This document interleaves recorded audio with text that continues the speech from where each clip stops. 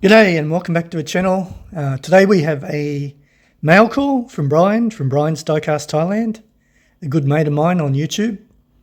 Brian has sent me a few things in the past and I've sent him boxes.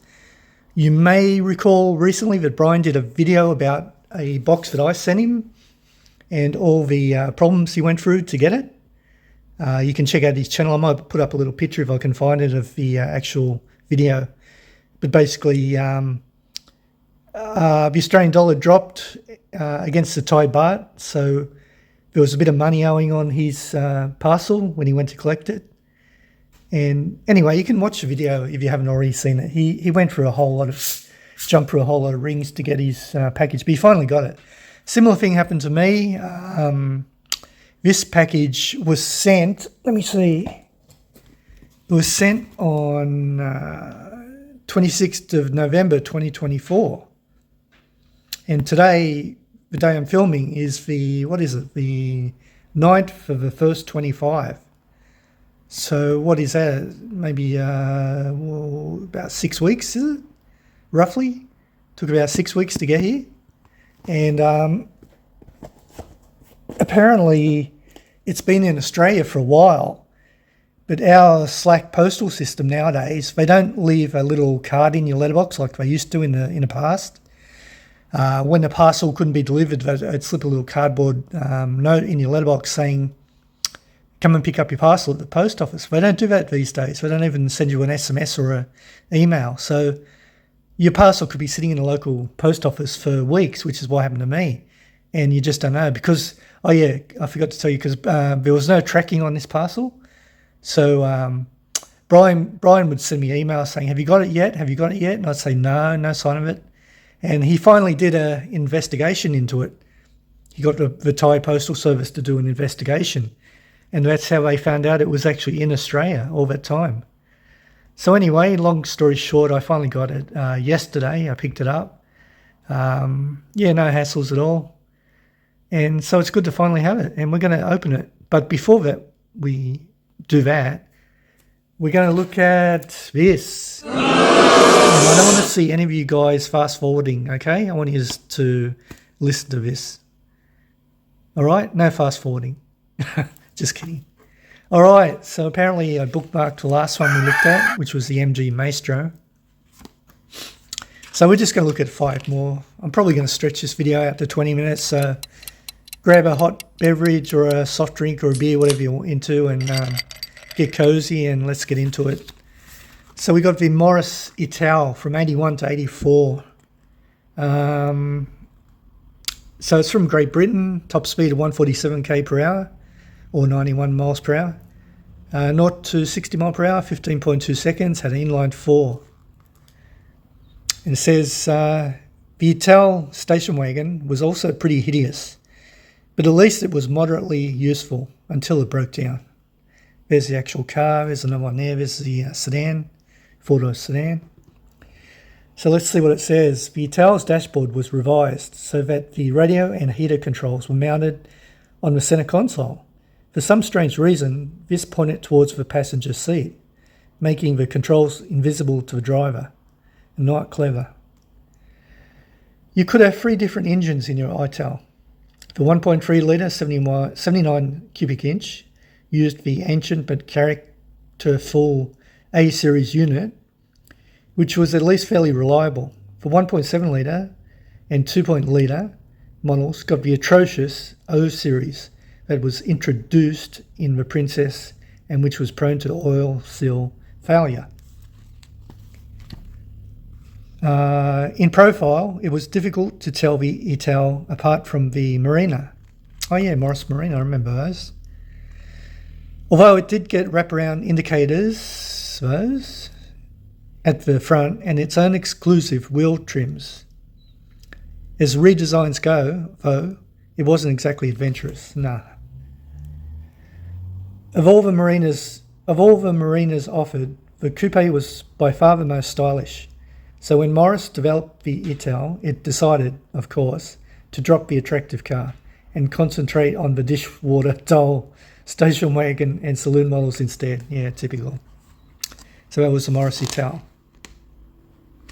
Next, we have the Panther Rio. Never heard of it. 76 to 78. Another one from Great Britain. There's the actual car. Looks a bit like a Jaguar or a Rolls Royce, something like that.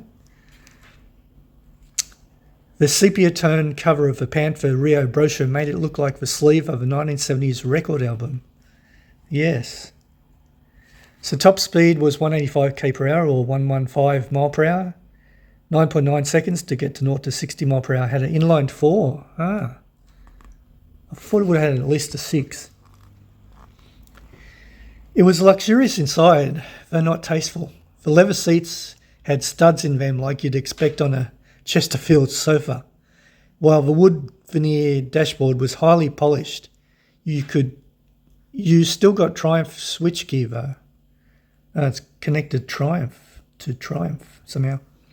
Anyway, you could order a Rio with either the Dolomite Sprint engine or the slant 4 1.8 litre unit from a Dolomite HL, or is it HI?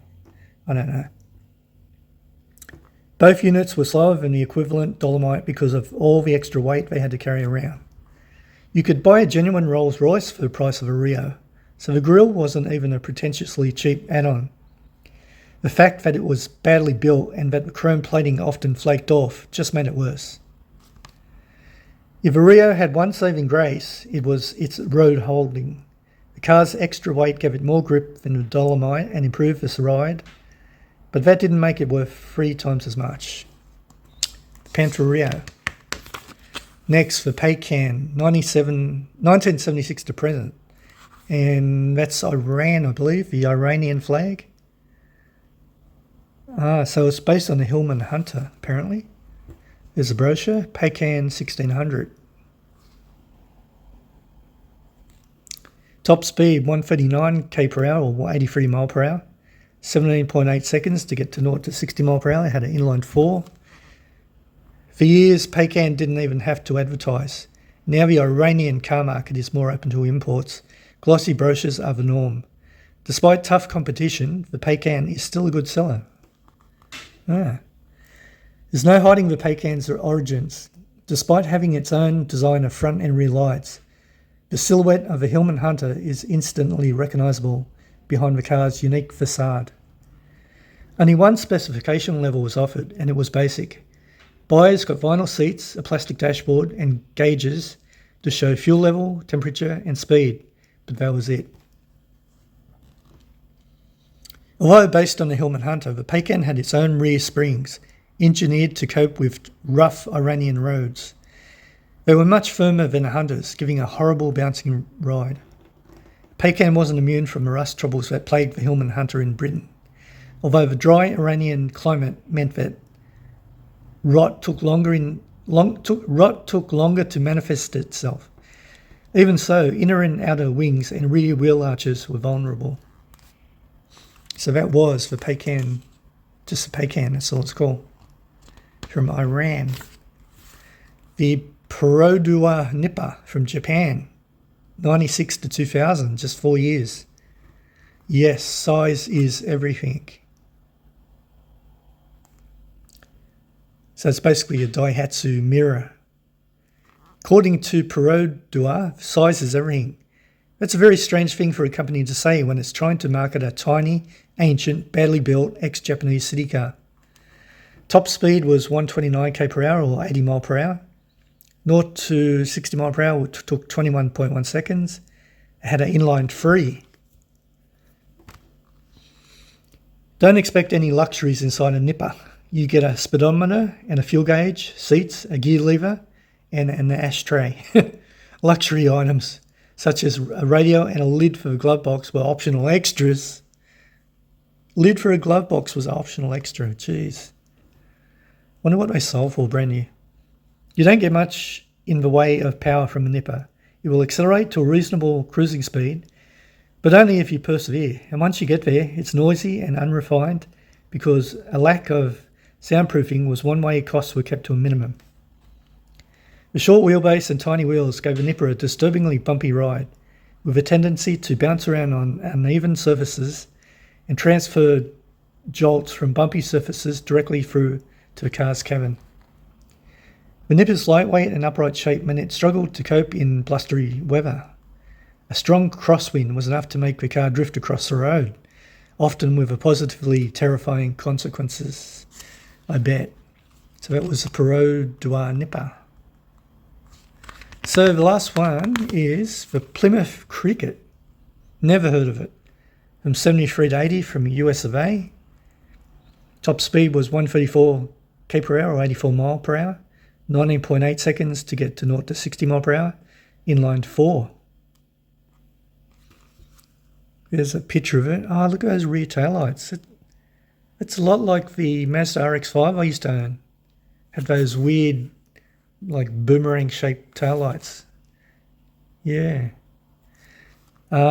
Using a psychedelic imagery of the era, the advertisers attempted to portray the Plymouth Cricket as a colourful and wacky option for the discerning driver. However, the car was a failure in the competitive North American automobile market.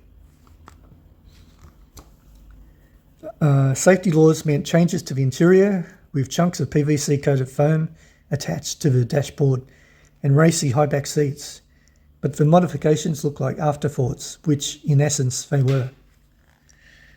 Rust was a problem too. It was common around the front wings, valance panel and rear spring hangers, while the floor pans were also susceptible. Power came from the same OHV unit that powered the Avenger in the UK, but power-sapping automatic transmission and the fact that the carburetor was detuned to comply with emission regulations made the Cricket horribly slow. It's a weird name for a car. It's like it's cricket season over here in Australia and there's a car called Cricket. That's weird. The Cricket was based on the British Hillman Avenger, which was a fairly stylish car, but American safety legislation dictated that it had to have thicker fenders, which ruined the car's lines. There you go. So that was a Plymouth Cricket. Alrighty, that's enough of that. How's the time? Well, 13 minutes. As I said, it's going to go past 20. Anyway, we're getting through this book gradually. Still got a few videos to finish it off. Okay, into Brian's box. Knife. Is it in the shot, Jim? That's better. Should I just pull the string? Just cut it.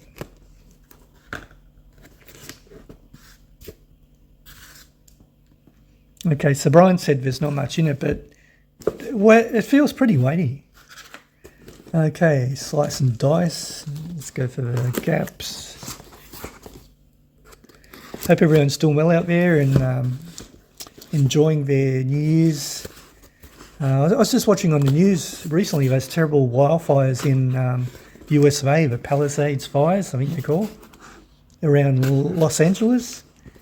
That just looks terrible. They lost like 1,000 dwellings or something, and a few people have passed away already, unfortunately. So regards to all those people. Hope they get through this okay. Parts of America are actually frozen. I saw another news report where I forget what they call it, some ice age thing happening. Whereas here in Australia on Monday it was like 40 degrees here, and the last 2 days have been down to about 22, 23, which is insane.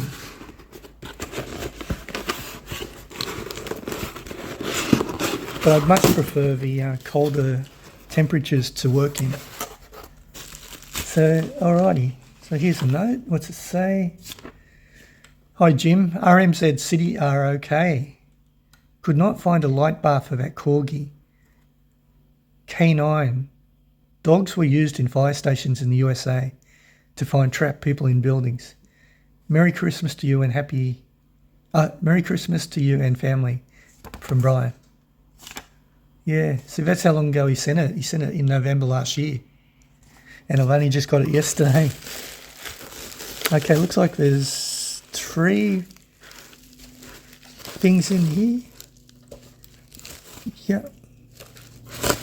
Oh, 4. There's no one down here. Oh, I like the look of that one. Okay, that is the box empty. Yep. Okay, let's get into it, eh? So this is what he sent me. RMZ City, a couple of Lucy's, and this heavy thing. I have no idea what that is. I might keep that to last because that's a mystery one to me. Put the old spinning disc on. Got a couple of old castings in the background, just a bit of eye candy for yous. Okay, let's start opening them, eh? Because this video is already into the 16th minute.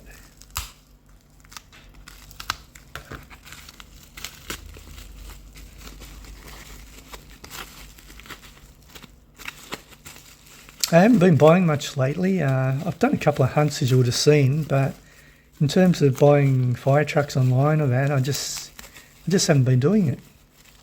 Well, that's very nice. Wow, look at those wheels. Okay, what is this? Chevy Silverado. It's from Hot Wheels, made in Malaysia. Does it say Malaysia? Yeah. I thought it was an A. Yeah, Chevy Silverado. Yeah, that's pretty cool. So it's got a nice chrome interior that is part of the tray at the back, I believe. Left-hand drive. Yeah, nice casting. It's got the Hot Wheels logo there, I believe. Yeah.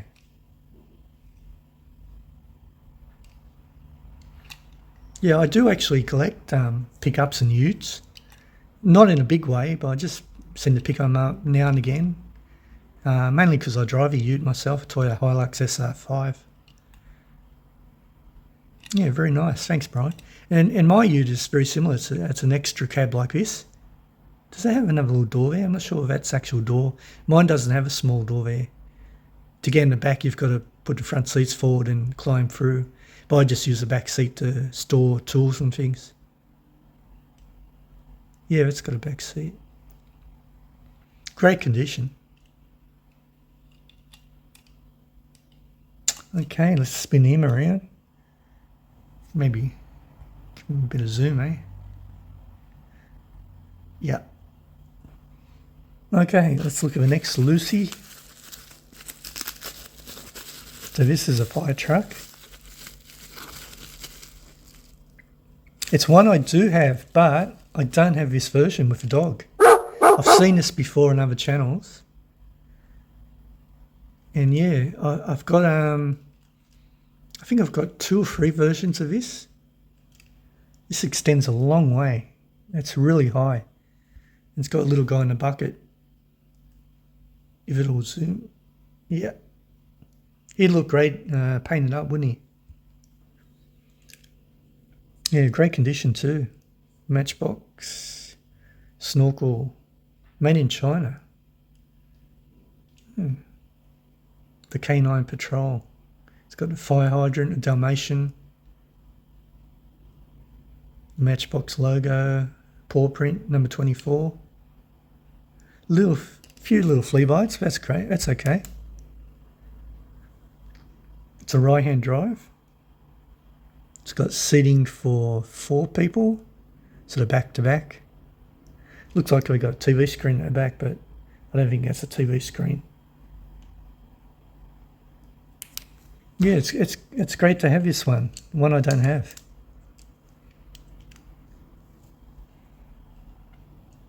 It's based on I think that's an AEG truck. I think, because this truck has been used a few times for different castings. Yeah, I think it's an AEG. Yeah, very nice. I like that. Nowadays, they wouldn't put a little figure. But this is from is it 1980, 1990, 1981. There you go. What's that? 19 and 25, whatever that is. What's that? 40 something. The brain's not working. It's old, like me. Yeah, great. Let's put him next to that one. spin them both at the same time. Excellent. Okay, the RMZ City. I do have 1 or 2 RMZ Cities. I think I got them from Malaysia when I was in Malaysia.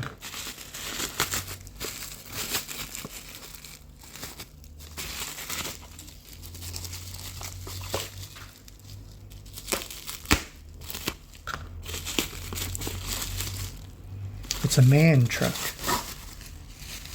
MAN.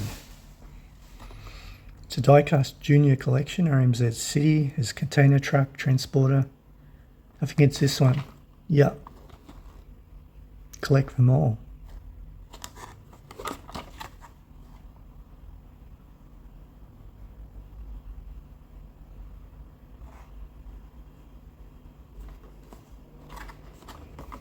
Okay, yeah, MAN TGS. I have a few opening parts. Has it got sticky tape? No.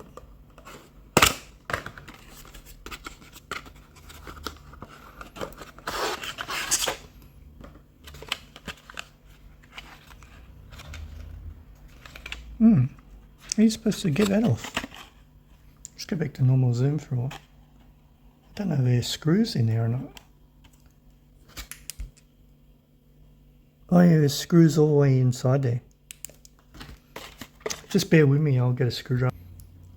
Okay, let's get this truck off the base if I can.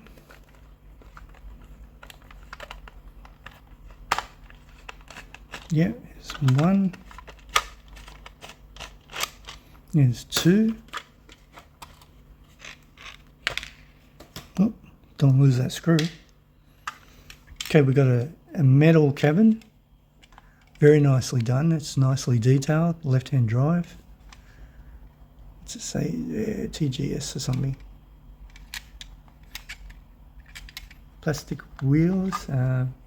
These shutters sound like they open. Yeah, they do.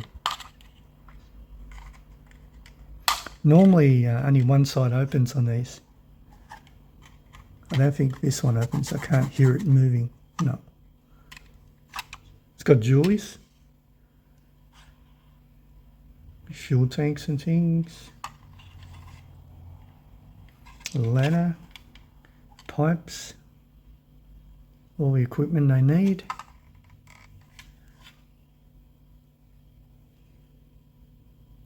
Fire extinguisher. These ones won't open, like I said, yeah. These are just for display. It's cool, I don't have this. Let's have a look at the interior. A bit of zoom here.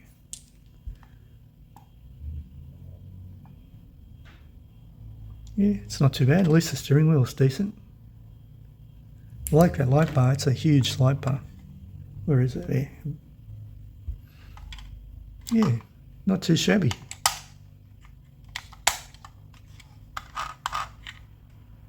Some sort of rescue appliance, I guess.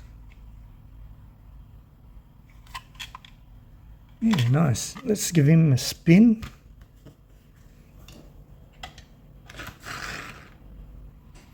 And zoom back in. He's a star at the moment. Okay, and the final one. Let's try and keep this under 30 minutes. It's highly doubtful, though.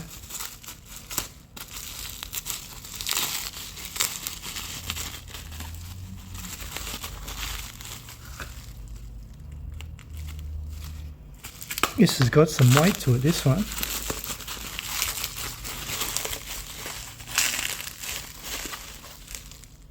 Oh, this looks nice. This could be a Corgi. A Mac Corgi, is it? It's got jeweled headlight, or one. I think it's a Mac. Yeah, Mac. You can see it embossed under the Chicago Fire Department.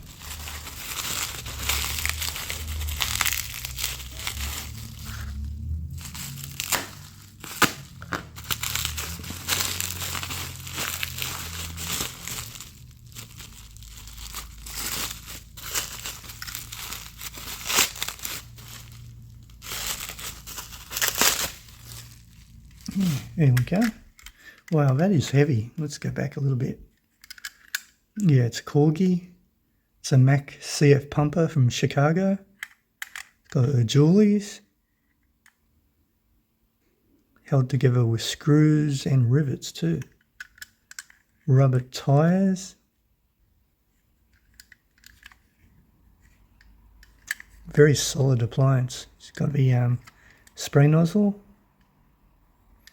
pipes, all the gauges and outlets.